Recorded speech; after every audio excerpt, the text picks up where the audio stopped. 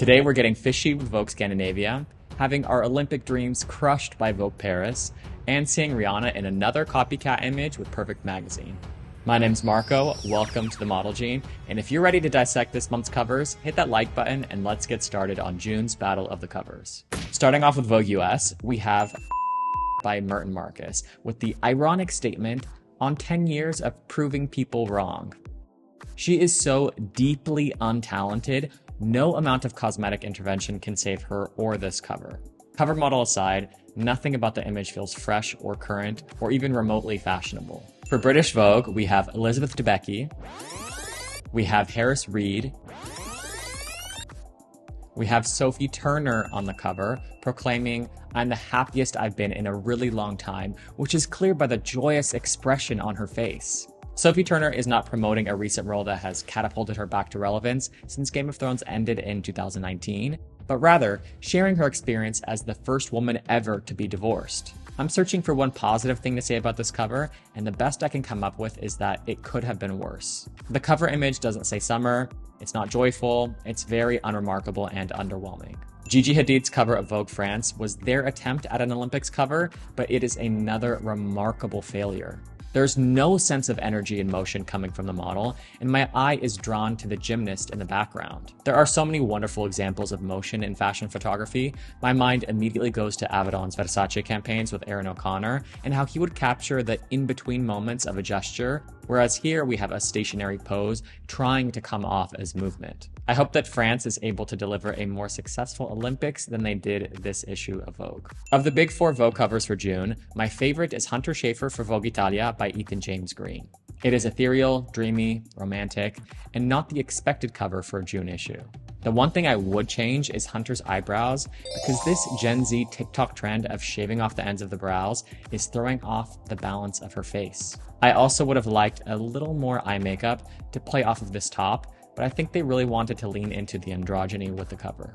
Harper's Bazaar France has an ensemble cast for their June-July cover, and I absolutely love this image. It is evocative of Lindbergh's iconic 1990 British Vogue Supermodels cover, not in the sense that it is mimicking the lighting or style, but rather a group shot where the models are all conveying their individual personalities from their eyes. This cover is a real win for natural beauty and is my pick for the best cover of the month. Once again, Harper's Bazaar France is outshining Vogue France. Vogue India features Bridgerton star Simone Ashley, and this is my second favorite cover of the month.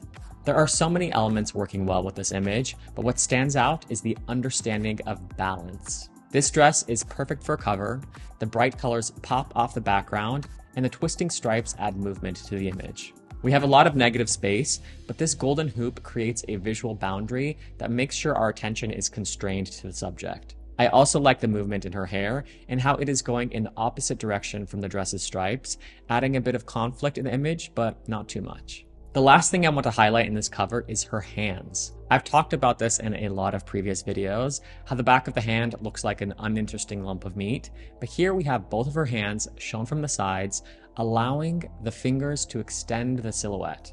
Congratulations to Vogue India, the strongest Vogue cover of the month, and I'd venture to say one of the best covers in Vogue India's history. Vogue Portugal's covers this month highlight different parts of the country, some of the images I like and the others not so much. My favorite of the covers is this one by Anne Lee. The red look really pops off the cool-toned background, and it features a vignette of a historical monument, but not too much to where it's distracting. I would have had the model put at least one hand more to the side, so we don't have knuckles forward on both hands, to try to break up the symmetry a bit more, but I think it's a nice cover for a travel issue. Now when we compare that with the cover of Branislav Simoncik, the background is absolutely overpowering the subject.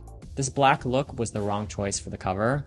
Nothing about it relates to the building, which is a real shame. The cover of Carolina Azevedo is cute, but it feels like something I'd see in an Instagram post from an influencer's cheaply made swimwear brand. Speaking of Instagram, this photo of Alessandra Ambrosio looks so influencery, it really looks like every girl who goes to Bali exclusively to take pictures. It really bothers me that she is supposed to be this water nymph, yet her skin and hair are completely dry. They should have covered her in baby oil, sprayed her with water, and gotten her a bit messier. I didn't even recognize Jourdan Dunn in this cover, which I absolutely hate this Gen Z does rave culture aesthetic, but at least the reflection of the palm trees and the sunglasses works well, and the pose is making a nice shape.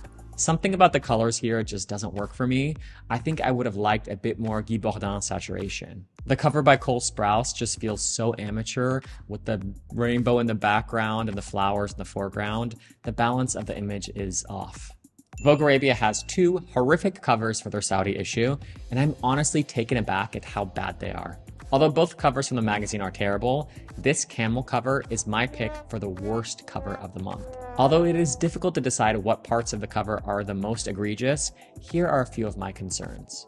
The lighting is a big part of why this looks like a bad collage, because the shadows are inconsistent throughout the image. If you look at the shadows on the ground of the subject and the camels, the light is coming from the right of the image, but her face is being illuminated from the other direction by a flash. The background as well, the light is coming from the left of the image, so it doesn't match with the foreground. They should have used a shallower depth of field and relied more extensively on the natural light, considering this is an outdoor shoot, because as it stands, this looks like a poorly edited collage. The second cover also suffers from a lack of visual hierarchy, the leopard pulling focus from the subject, and the blue of the fake starry sky does not look great with the blacks of her clothing. We also do not get enough differentiation between her head and the background, which would have helped define the silhouette. The covers of Rihanna for Perfect Magazine are graphic, eye-catching, but I have to wonder, why is there always the instinct when photographing her to recreate another photo? In last month's video, I discussed Rihanna's Interview magazine cover by Nadia Lee Cohen, a recreation of this vintage Pewboy cover, and here we have Rafael Pavarotti recreating a photo of Princess Gloria van Turnon Taxis from 1987, and this photo inspired by Divine. I think it speaks to the culture that we live in, where photographers are more interested in replicating an image rather than taking inspiration from an image and then giving it new life. Miley's cover of W magazine by Alasdair McLellan is a clean execution of a studio cover. I always love his warm skin tones and how they give life to indoor photography, which can very often look clinical.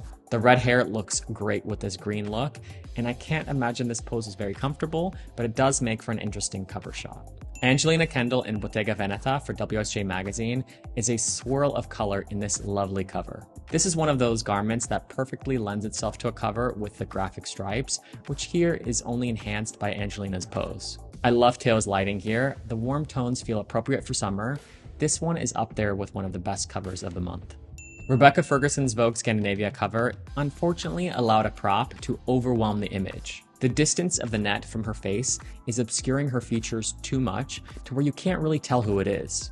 My first thought when seeing this image was this NUMÉRO HOMME cover of Sean O'Pry, but unlike the Vogue Scandinavia cover, the way the net is tight to the face works much better. NUMÉRO HOMME Switzerland revealed their debut issue, and the result makes me wonder, why bother? Despite the fact that Luke Evans has nothing to do with Switzerland, there is no statement of intent with this debut cover. Noah Louise Brown is Swiss-Cuban and would have been the perfect choice for their debut cover. Besides this terrible second cover of Luke Evans, where his under eyes have been brightened too much and the lighting of the scene looks really cheap, the other digital covers are much better. I like best these Olympic-themed covers, even if it is the obvious direction to go for this summer, but we have the Summer Olympics every 4 years, so I say embrace the moment.